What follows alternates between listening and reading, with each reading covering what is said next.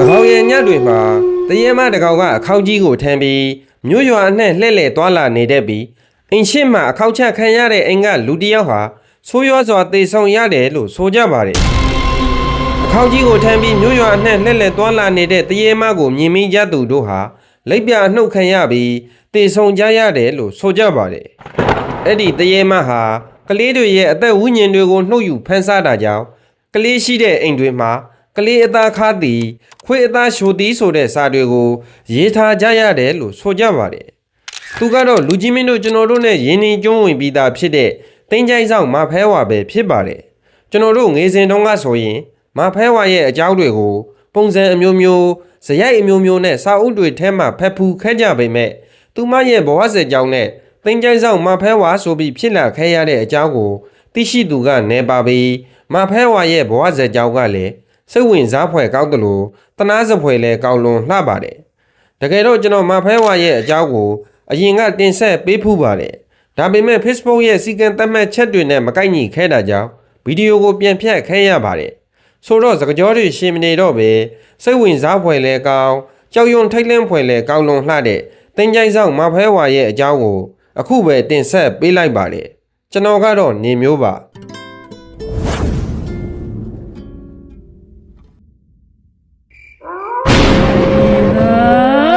မဖဲဝါလို့ဆိုလိုက်တာနဲ့အဝါရောင်ထမင်းရှားနဲ့အခောက်ကြီးကိုထမ်းထားတဲ့ကြောက်စရာအသွင်အပြင်နဲ့တရေမတကောင်ကိုအတွေ့အထဲမြင်အောင်မိကြမှာပါလွန်ခဲ့တဲ့36နှစ်လောက်ကမဖဲဝါဟာညဘက်မှာအခောက်ကြီးကိုထမ်းပြီးမြို့ရွာလမ်းမတွေအနှံ့လျှောက်သွားနေတတ်ပြီးကလေးတွေရဲ့အသက်ဝိညာဉ်တွေကိုနှုတ်ယူဖန်ဆားတာကြောင့်ကလေးအသားခါသည်ခွေးအသားရှိုသည်ဆိုတဲ့စာတွေကိုကလေးရှိတဲ့အိမ်တွေမှာရေးထားရတဲ့အထိကြောက်စရာဂုဏ်သတင်းတွေနဲ့ကြော်ကြခဲ့ပါတယ်တင်ကြိုင်ဆောင်မဖဲဝါဆိုပြီးဖြစ်လာခဲ့ရတဲ့နောက်ွယ်ကအကြောင်းတွေကလည်းစိတ်ဝင်စားဖွယ်ကောင်းတယ်လို့တနာစဖွယ်လည်းကောင်းလွန်လှပါတယ်ရှေ့ခါကကုန်းပေါက်မင်းဆက်ရဲ့80မြောက်မင်းဆက်ဖြစ်တဲ့ဘာကြီးတော်စကိုင်းမင်းလက်ထက်မှာပြည်မျိုးစားထံမင်းရဲတိတ်ပအမည်နဲ့အမှုတော်ထမ်းဆောင်နေတဲ့မောင်ကျန်စစ်ဆိုသူတယောက်ရှိခဲ့ဖူးပါတယ်မောင်ကျန်စစ်ဆိုသူမှာမဖဲဝါအမည်ရှိတဲ့ညီမငယ်တယောက်ရှိပြီးမိဘများမရှိတော့တာကြောင့်အကိုကြီးအဖရဆိုတဲ့အတိုင်းညီမငယ်မဖဲဝါကိုကျွေးမပြူစုစောက်ရှောက်ရင်နေထိုင်ခဲ့ပါတယ်မဖဲဝါဟာငေစဉ်ကတည်းကအဝါရောင်အဝတ်စားတွေကိုအလွန်ကြိုက်နှိမ့်သက်တယ်လို့သိရှိရပါတယ်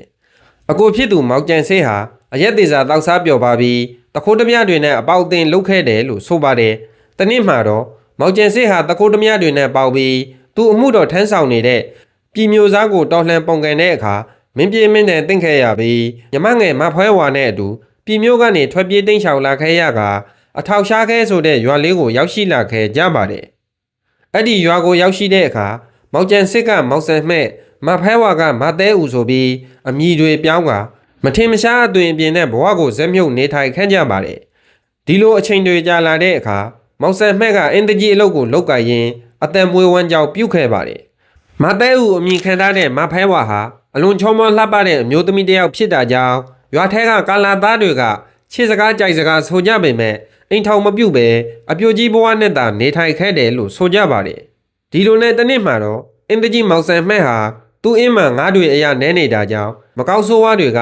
သူ့အင်းထဲကငါးတွေကိုဖမ်းယူစားတောက်နေတယ်ဆိုတဲ့အထင်နဲ့အိမ်မပြန်တော့ပဲအင်းထဲကအင်းတဲထဲမှာဓာတ်တလက်နဲ့အရက်တောက်ပြီးတော့မကောက်ဆိုးဝါးကိုဖမ်းဖို့ညအိတ်စောင့်နေခဲ့ပါတယ်ဒီလိုနဲ့တရက်နှစ်ရက်ကြာတော့မဖဲဝါဟာအကိုဖြစ်သူအိမ်ပြန်မလာတာရက်အတော်ကြာနေပြီဖြစ်တာကြောင့်မိုးတဲ့ညတညမှာအကိုမောင်ကျန်စစ်ရှိရာအင်းတဲကိုလိုက်လာခဲ့ပါတယ်မကောက်ဆိုးဝါးကိုဖမ်းဖို့စောင့်နေတဲ့မောင်ကျန်စစ်ဟာအယယ်မူပြီးညီမဖြစ်သူကိုမကောက်ဆိုးဝါးအထင်နဲ့ဓာတ်နဲ့ခုတ်သက်ခဲ့ပါတယ်အယယ်မူပြေတဲ့အချိန်သူ့သက်လိုက်တာဟာမကောက်ဆိုးဝါးမဟုတ်ပဲသူ့ညီမမဖဲဝါဖြစ်နေတာကြောင့်မောင်ကျန်စစ်ဟာနောက်သားတွေနဲ့ငိုကြွေခဲ့ရပါတယ်အဲ့ဒီအချိန်သေဆုံးရတဲ့မဖဲဝါလည်းမကြွမလက်တဲ့တရက်သစ်စီဘဝကိုရောက်ရှိခဲ့ရပါတယ်တရက်ဘဝမှာနေစရာစားစရာမရှိအခက်ဖြစ်နေတဲ့တရေမဖဲဝါဟာရွာဦးကျောက်ဆရာတော်ကိုအိမ်မက်ပေးပြီးအကူညီတောက်ခံခဲ့တယ်လို့ဆိုကြပါတယ်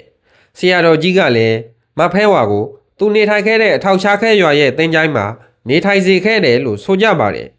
အဲ့ဒီအချိန်မဖဲဝါလည်းသူအရင်ကြိုက်တဲ့အဝါရောင်ဝက်စုံကိုဝက်ဆင်ပြီးအထောက်ရှားခဲတုတ်တယ်မှာတင်ကြိုင်းဆောင်အဖြစ်နေထိုင်ခဲ့ပါတယ်အဲ့ဒီအချိန်ကနေစပြီးတင်ကြိုင်းဆောင်မဖဲဝါရဲ့လို့မြမပြည်အနှံ့ဂုံသတင်းကြော်ကြားလာခဲ့ပြီး